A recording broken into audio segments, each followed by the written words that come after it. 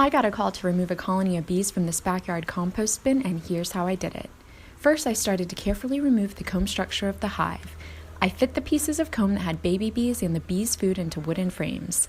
Next, it was time to start scooping bees into the new hive. I always wear protective equipment when I need to, but since I work with bees almost every day, I've learned to read their behavior and could tell that these bees, like most honeybees, were very gentle and would not try to sting me.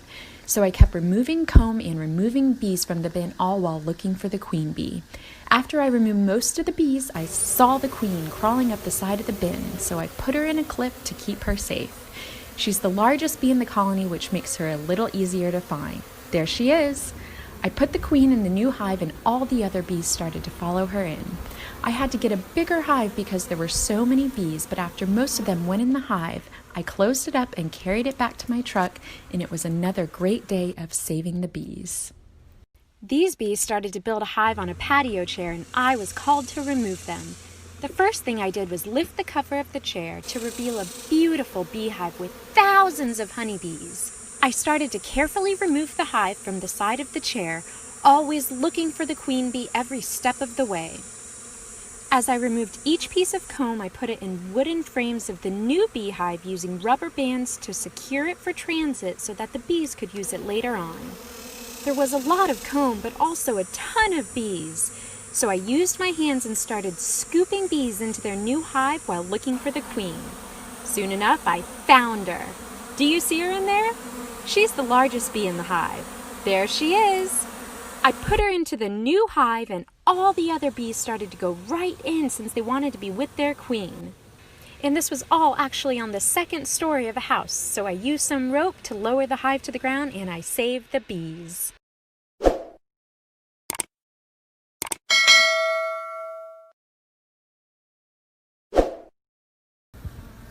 These bees were building a hive in a water meter box in someone's front yard. I was called to remove them, and here's how I did it. The first step was lifting the lid of the box up. As you can see, there were a ton of bees. They had been starting to build some honeycomb right on the lid of that box, so I gently set it down.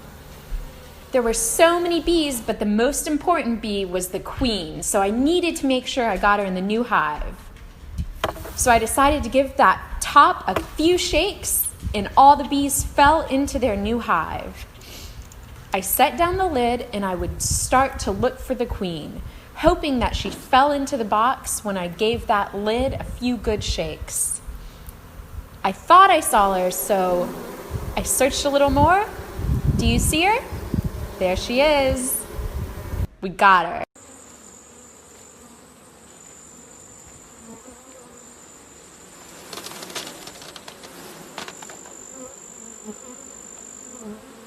The bees fan the honey to bring the moisture content from 85% to 18%. In order to keep the honey from rehydrating, they put a wax capping over the cell to seal the honey. In order to extract the honey, the cappings must first be removed. Once the cappings are removed from both sides of the frame, it is loaded into the extractor. By spinning the frames, the centrifugal force pulls the honey from the cells. The honey is thrown to the inside of the drum where it will gradually run down to the bottom of the tank. Once at the bottom of the tank, the honey runs through two filters. One is a 600 micron and one is a 400 micron filter. The honey in the cappings will also drain through a screen into the bottom of the tank. This honey also goes through an additional filter before ending up in the 5-gallon bucket. If you ever come across a swarm of bees, please do not kill them. They're simply looking for a new home, and honeybees are extremely important. A beekeeper will come and help transfer them into a new hive, which is exactly what these bees are looking for.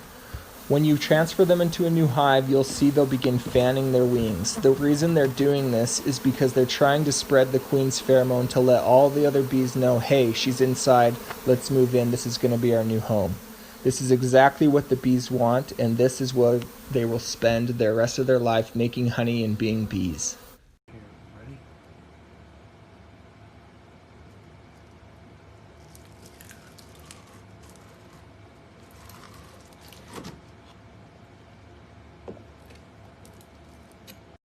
For today's bee rescue, we found a colony living inside a pile of cinder blocks.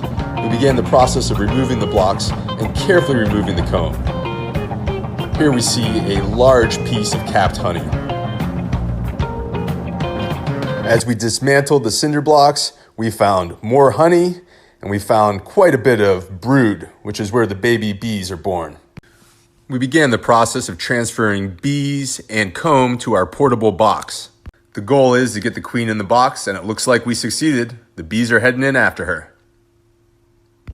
When we arrive at the bee sanctuary, we transfer the frames with the comb, as well as the bees, into their new home. Because of the size of this colony, we had to use multiple boxes, and we even brought a couple of the cinder blocks along as well. And with one final shake of the container, the relocation is complete. In order to make lip balm and other beeswax products, we take all of the cappings after honey extraction and place them in our homemade solar wax melter, where it melts into these bread pans. Once the wax is hardened, we bring it inside. There's still a lot of debris in the wax, so we place the wax into a melting pot and melt it on low. Once the wax is completely melted, we run it through cheesecloth into fresh, clean bread pans. This helps trap the leftover debris. Then we allow it to cool and harden, and it's ready to make lip balm and other products.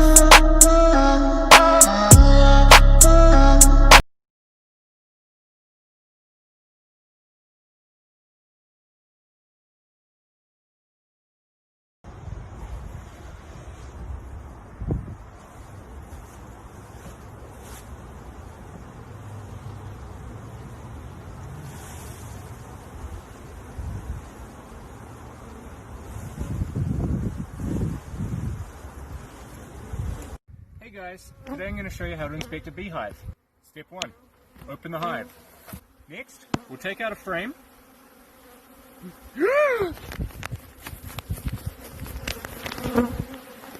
Pepper, what are you doing in my beehive? Ready? 1, 2, 3.